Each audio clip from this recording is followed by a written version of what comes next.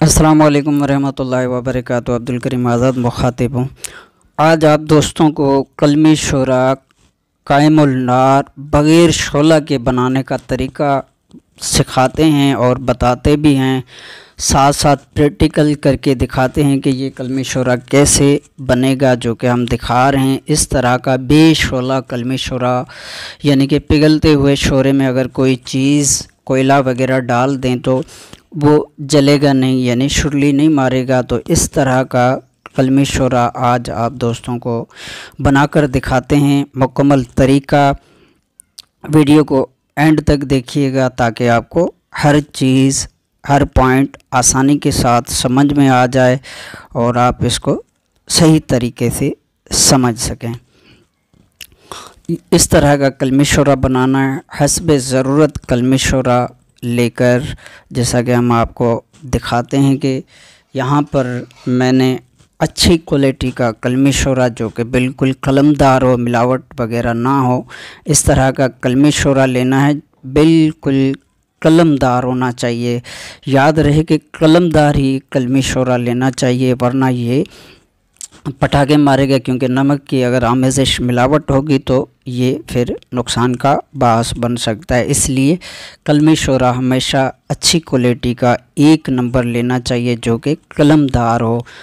हस्बे ज़रूरत लेना है, जितनी आप में तौफीक हो। हम यहाँ पर 60 ग्राम कलमी शोरा ले रहे हैं और इसको आज बग़ैर शोला के तैयार करना है, यानी कि कायमुल नार, जो कि आग पर पिघलने के बाद शोला वगैरह नहीं देगा।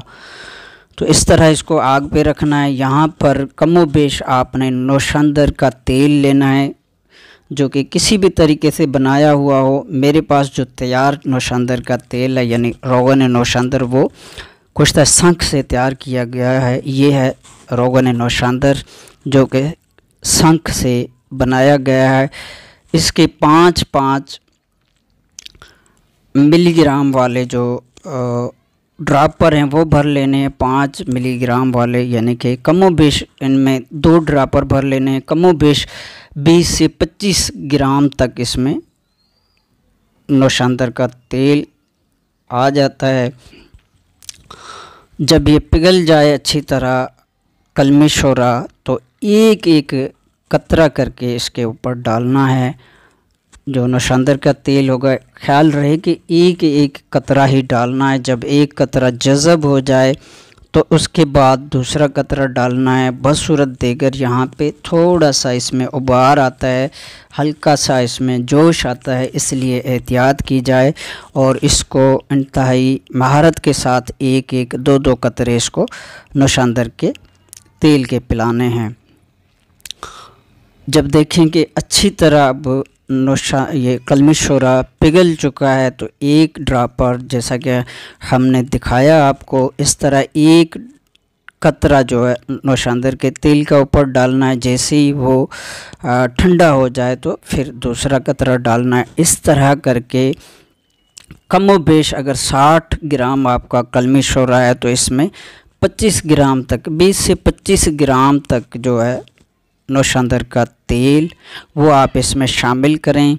इस तरह शामिल करने के बाद ये जो कलमी शोरा होगा ये बिल्कुल ठंडा हो जाएगा। इसको आग वगैरह, यानी कि अगर कोई भी चीज़ मसलन शंगरफ, सिंबल फार, दार चिकना, रस कपूर या इस तरह की दीगर रूई धातें जो हैं, उपधातें, रूई धातें वगैरह हम अगर पकाएंगे तो फिर वो आग नहीं पकड़ेंगी, जलेंगी नहीं। जिस तरह आम कलमी शोरा में शुरली पैदा हो जाती है और जला देता है, तो ये कलमी शोरा जो है ये जलाएगा हरगिज़ नहीं।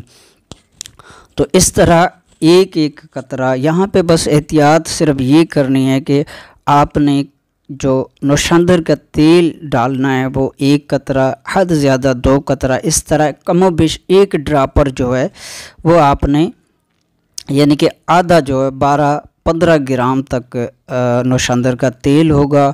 ये आपने एक एक कतरा या 2-2 कतरे, कोशिश कीजिए कि एक एक कतरा करके इसको पिला दें पिघलते हुए कलमी शोरा को।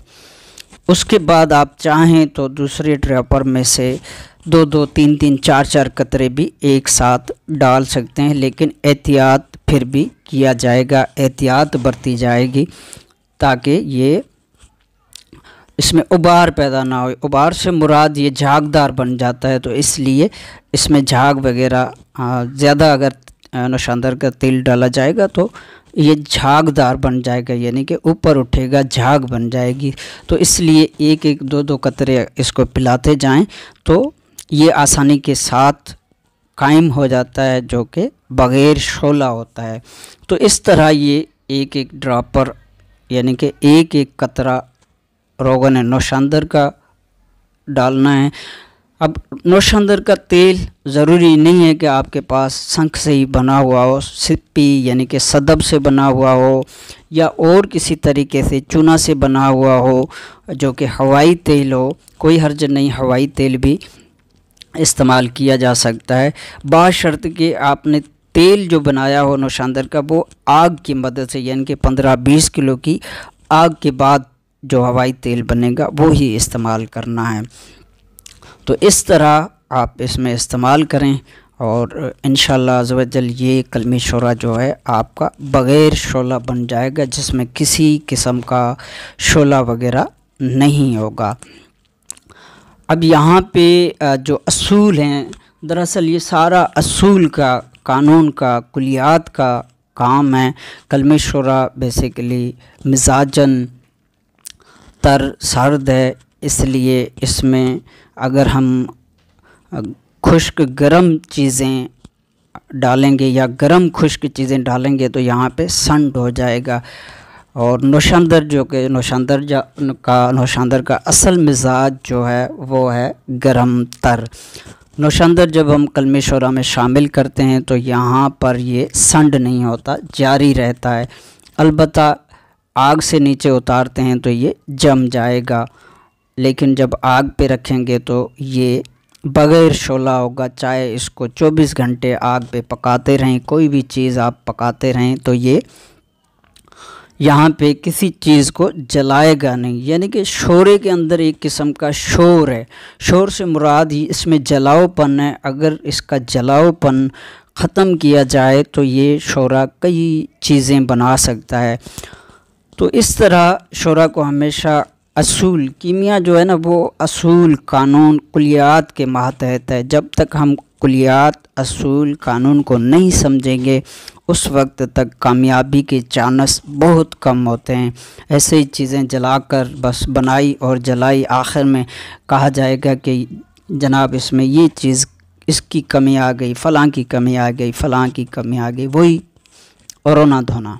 तो क्योंकि ये इसलिए है कि हम असूल के ऊपर, कानून के ऊपर अमल नहीं करते, अपनी मर्ज़ी से जिस तरह चीज़ें आई बना डाली, फिर वो काम ही ऐसा ही करेंगी जैसा कि आपने अपने असूल के तहत बनाए।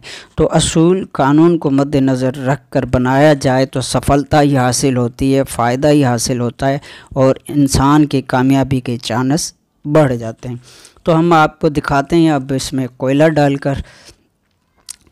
ये कोयला है और अब हम टेस्ट करते हैं आया ये कलमी शोरा जो है बग़ैर शोला तैयार हुआ है या नहीं। इस तरह देखें, ये कोयला है जो कि लकड़ी का कोयला है। हमने पिघलते हुए कलमी शोरा जो कि रोगन नौशानदार से बनाया इसमें डाला है और ये बिल्कुल ही किसी किस्म की आग वगैरह नहीं पकड़ता। तो इस तरह ये बनाया जाता है। जब देखें कि अब ये बिल्कुल तैयार है तो इसमें आप मज़ीद चीज़ें ऐड कर सकते हैं। उसमें दो चीज़ें अहम हैं, एक तो सुरख काई और दूसरा सिंबल फार। तो सबसे बेहतर है कि सुरख काई, अगर आपने पारा वगैरह या इस तरह की कोई चीज़ पकानी है, शंगरब वगैरह, तो आपने इसमें 15-20 ग्राम तक सुरख काई को, अच्छे वाली सुरख काई को एक एक चुटकी देकर इसमें डाल देना है। उसके बाद आप शंगरब वगैरह पकाएंगे, पारा पकाएंगे तो वो कायमल नार हो जाएगा। तो इस तरह पकाया जाता है और इस तरह कलमी शोरा बनाया जाता है। आपकी दुआओं का तालिब, अब्दुल करीम आज़ाद।